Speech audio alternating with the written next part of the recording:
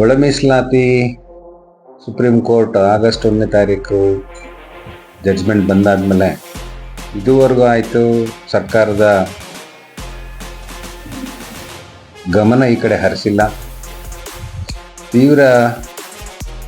ಸಮಾಜದ ತೀವ್ರ ಒತ್ತಡ ಇದ್ರೂ ಇದಕ್ಕೊಂದು ಸಮಿತಿಯನ್ನು ನೇಮಿಸಿ ಮುಂದಕ್ಕೆ ಹಾಕ್ತಿರುವಂತಹ ಒಂದು ಹುನ್ನಾರು.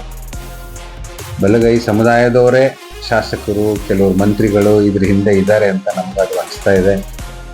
ಸನ್ಮಾನ್ಯ ಸಿದ್ದರಾಮಯ್ಯನವ್ರಿಗೆ ಏನೋ ಮಾಡಬೇಕು ಅಂತ ಮನಸ್ಸಿದ್ರೂ ಈ ಹಿಂಬಾಲಕರು ಅವ್ರ ಕೈ ಹಿಡ್ಕೊಂಡು ಇದಕ್ಕೆ ತಡೆ ಒಡ್ಡಿರ್ಬೋದೇನೋ ಅಂತ ಅದು ಸಮುದಾಯಕ್ಕೆ ಈಗ ಮನವರಿಕೆ ಆಗ್ತಾ ಇದೆ.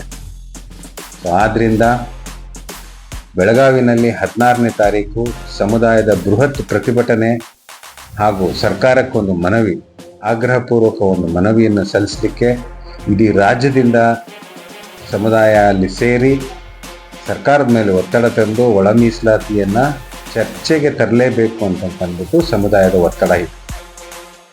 ಇತ್ತೀಚಿನ ಕಳೆದ ವಾರದಲ್ಲಿ ಸನ್ಮಾನ್ಯ ನರೇಂದ್ರ ಸ್ವಾಮಿ ಹಾಗೂ ನಯನ ಮೋಟಮ್ನವರು ಯತ್ನಾಳ್ನವ್ರಿಗೆ ವಿಚಾರ ತೆಗೆದಾಗ ಮೊದಲು ಇಂಪರ್ಮಿಸಿಬಲ್ ಅಂತ ಹೇಳ್ತಾ ಇದ್ರು, ಏನೋ ಒಳ ಮೀಸಲಾತಿ. ಸುಪ್ರೀಂ ಕೋರ್ಟ್ 6-1 ಜಡ್ಜಸ್ ಒಳ ಮೀಸಲಾತಿ ಪರವಾಗಿ ಆದೇಶ ಮಾಡಿದ್ಮೇಲೆ ನಿಮ್ಮ ಎಲ್ಲ ಹುನ್ನಾರನ್ನ ಅನ್ಕಾನ್ಸ್ಟಿಟ್ಯೂಷನಲ್ ಅಂತ ಏನು ಅಂತಿದ್ರಿ ಸದಾಶಿವ ಆಯೋಗ ವರದಿಯನ್ನ, ಇಂಪರ್ಮಿಸಿಬಲ್ ಅಂತ ಏನು ಹೇಳ್ತಾ ಇದ್ರಿ, ಹೋಮೋಜಿನಸ್ ಸಮುದಾಯ ಇದು, ಇದರಲ್ಲಿ ಕ್ಲಾಸ್ ಇನ್ ಕ್ಲಾಸ್ ಮಾಡ್ಲಿಕ್ಕೆ ಆಗಲ್ಲ ಅಂತ ಅಂದ್ಬಿಟ್ಟು 2004ರಲ್ಲಿ ಇ ವಿ ಚಿನ್ನಯ್ಯ ಕೇಸನ್ನ ಸುಪ್ರೀಂ ಕೋರ್ಟ್ ಈ ಸಮುದಾಯದ ವಿರುದ್ಧವಾಗಿ ಆದೇಶ ಕೊಡುತ್ತೆ. ಸರಿಸುಮಾರು 25-30 ವರ್ಷಗಳ ಸಮುದಾಯದ ಭಾಗವನ್ನ, ಸಮುದಾಯದ ನಷ್ಟಗಳನ್ನ ಅನುಭವಿಸಿದೆ ಇದರೊಳಗೆ.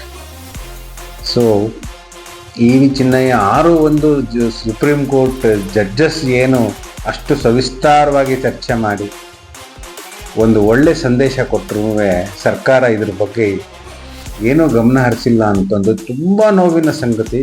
ಈ ಸಮುದಾಯ ಇನ್ನು ನಮ್ಮ ಸ್ವಾಮಿಗಳು ನಿನ್ನೆ ಹೇಳಿದರೆ ಚಿತ್ರದುರ್ಗದಲ್ಲಿ ಆಂದೋಲನ ಮಾಡಲಿಕ್ಕೆ ರೆಡಿ ಆಗಿದೆ ಈ ಸಮುದಾಯ, ಮತ್ತೆ ನಿಮ್ಮ ಲಾಠಿ ಚಾರ್ಜ್ಗೂ ಎದುರುವಂಥದ್ದಲ್ಲ ಅಂತಂದ್ಬಿಟ್ಟು ಸ್ಪಷ್ಟವಾದ ಸಂದೇಶವನ್ನ ಈ ರಾಜ್ಯದ ಮುಖ್ಯಮಂತ್ರಿಗೆ ತಲುಪಿಸಿದ್ದಾರೆ. ಮಹಾಸ್ವಾಮಿಗಳು ನಮ್ಮ ಮಾದಾರ ಚೆನ್ನಯ್ಯ ಪೀಠನವರ ಆದೇಶದಂತೆ ಸಮುದಾಯ ಅವರ ಆದೇಶಕ್ಕಾಗಿ ಕಾಯ್ತಾ ಇದೆ. ಇನ್ನು ಮುಂದಿನ ದಿವಸಗಳಲ್ಲಿ ಅತ್ಯಂತ ಕಠೋರ ನಿರ್ಧಾರಗಳನ್ನು ಸಮುದಾಯ ತಗೋಬೇಕಾಗ್ತದೆ ಅಂತಂದ್ಬಿಟ್ಟು ಸ್ವಾಮೀಜಿಯವರ ಒಂದು ಸಂದೇಶ ಏನಿದೆ ಈ ರಾಜ್ಯಕ್ಕೆ, ಈ ಸಮಾಜ ಅದನ್ನು ಪಾಲಿಸುತ್ತೆ ಅಂತಂದ್ಬಿಟ್ಟು ನಾನು ಈ ಸಮುದಾಯ ಮತ್ತು ನನ್ನ ಎಲ್ಲ ಬಂಧುಗಳು ಒಳ ಮೀಸಲಾತಿ ಪರವಾಗಿ ಹೋರಾಡಬೇಕು. ಮತ್ತು ಹೋರಾಟವನ್ನು ಇನ್ನೂ ಮುಂದುವರಿಸಿ ಸಿದ್ದರಾಮಣ್ಣವ್ರ ಮೇಲೆ ಒತ್ತಡ ತಂದು ಒಳ ಮೀಸಲಾತಿಯನ್ನು ಜಾರಿಯಾಗಲಿಕ್ಕೆ ಅನುಕೂಲ ಮಾಡಿಕೊಡ್ಬೇಕು ಅಂತಂದ್ಬಿಟ್ಟು ಈ ಮುಖಾಂತರ ನಮ್ಮಲ್ಲಿ ಬೇಡಿಕೆ ಇಡ್ತಾರೆ. ನರೇಂದ್ರ ಸ್ವಾಮಿ ಅಂತಹ ಒಬ್ಬ MLA ಮಳವಳ್ಳಿಯಿಂದ ಬರ್ತಾರೆ. ಸಮುದಾಯದ ರಿಸರ್ವೇಷನ್ ಅನ್ನ ಎಲ್ಲ ಅನುಭವಗಳನ್ನು ಅನುಭವಿಸಿರುವಂತಹ ನರೇಂದ್ರ ಸ್ವಾಮಿ, ಸನ್ಮಾನ್ಯ ಶಾಸಕರು, ಹಂಚಿ ತಿನ್ನುವಂತಹ ಮನಸ್ಥಿತಿಯಲ್ಲೇ ಇಲ್ಲದಿರುವಂತಹ ನರೇಂದ್ರ ಸ್ವಾಮಿ, ಇಂಪರ್ಮಿಸಿಬಲ್ ಅವೈಜ್ಞಾನಿಕ ಅಂತಿದ್ದದ್ದು ಸದಾಶಿವ ಆಯೋಗ ವರದಿಯನ್ನ ಚೀಮಾರಿ ಹಾಕಿದ್ಮೇಲೆ ನಿಮ್ಮ ಎಲ್ಲ ಹುನ್ನಾರಗಳಿಗೆ ಸುಪ್ರೀಂ ಕೋರ್ಟ್ ಚೀಮಾರಿ ಹಾಕಿದ್ಮೇಲೆ ಈಗ ಎಂಪಿರಿಕಲ್ ಡಾಟಾ ಅಂತ ಬಂದು ಕೂತಿದ್ದೀರಿ. ಈ ರಾಜ್ಯದಲ್ಲಿ ಯಾರು ಬುದ್ಧಿವಂತರೇ ಇಲ್ಲ ಅಂತ ಅನ್ಕೊಂಡಿದ್ದೀರಿ ತಾವುಗಳು. ನಿಮ್ಮ ಈ ಹುನ್ನಾರು ಇದು ನಿಮಗೆ ತಿರುಗುಬಾಣ ಆಗೋದ್ರಲ್ಲಿ ಎರಡು ಮಾತಿಲ್ಲ. ಮುಂದಿನ ನಿಮ್ಮ ರಾಜಕೀಯ ಭವಿಷ್ಯ, ನೀವು ಒಬ್ರು ಮಂತ್ರಿಗಳಾಗೋ ಎಲ್ಲ ಯೋಗ್ಯತೆ ಇತ್ತು ನಿಮಗೆ. ಹಂಚ್ಕೊಂಡು ತಿಂದಿದ್ರೆ ನೀವು ಮಂತ್ರಿಗಳಾಗ್ತಾ ಇದ್ರಿ. ಈ ಏನು ಹಂಚ್ಕೊಂಡು ತಿಂದಲೇ ಇರೋವಂಥದ್ದು ಸ್ವಾರ್ಥತನ ಏನು ತೋರಿಸ್ತಾ ಇದ್ದೀರಿ, ನಿಮಗೆ ನಿಮ್ಮ ಮಂತ್ರಿಗಳಾಗುವಂತಹ ಯೋಗ್ಯತೆ ಕಡಿಮೆ ಆಗ್ತಿದೆಯೇನೋ ಅಂತ ಅನಿಸ್ತಾ ಇದೆ. ನೀವು ಮೊನ್ನೆ ಮಾಡಿರುವಂತಹ ಅಸೆಂಬ್ಲಿನಲ್ಲಿ ನಿಮ್ಮ ಒಂದು ಕಾಮೆಂಟು ಇಡೀ ದೇಶದ ಸಮಾಜವನ್ನು ಕೆರಳಿಸಿದೆ. ನಿಮ್ಮ ಮುಂದಿನ ಭವಿಷ್ಯನೂ ಕಷ್ಟ ಆಗ್ತದೆ ಅಂತ ನೀವು ಮಂತ್ರಿ ಆಗ್ಬೋದು, ನೀವು ಒಬ್ಬ ಬೋಲ್ಡ್ ಶೆಡ್ಯೂಲ್ ಕಾಸ್ಟ್ ಲೀಡರ್ ಅಂತ ಅನ್ಕೊಂಡಿದ್ವಿ.